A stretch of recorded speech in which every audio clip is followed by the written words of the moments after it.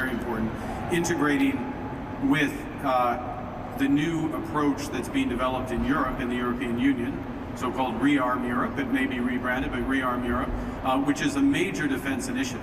And we've been talking directly to our European partners, both at the national level, the French government, for example, and the European level, to ensure that Canada, or to enable Canada to be part of that process so that we are part of that entire defense supply chain. Obviously, we get economies of scale, economies of scope, efficiencies from that, but we diversify our reliable partners.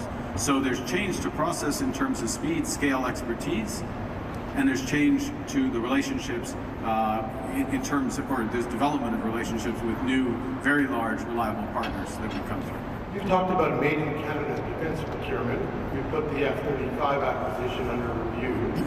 The CEO of this company, Bombardier, has raised concerns about that, about losing reciprocity and access to the U.S. market for their products. There's a U.S.-Canada defense agreement that allows Canadian companies to bid on U.S. military contracts. So will your policies lead to Canadian companies losing access to U.S. defense bidding? That's thank you, Mr. Clark, for that question. Look, the intention is not for that, but the intention is also to recognize, and our duty, I think, is to recognize how the relationship, both economic and defense and security relationship with the United States, is shifting. As there's greater emphasis in the United States on domestic industrial strategy and a host of areas, that has implications for the way we approach our defense procurement. There's an enormous opportunity as well as we dramatically increase our defense spending to ensure that as much as possible we have the maximum economic benefit here in Canada through great companies such as Bombardier, but many others from CAE and others across the defense supply chain.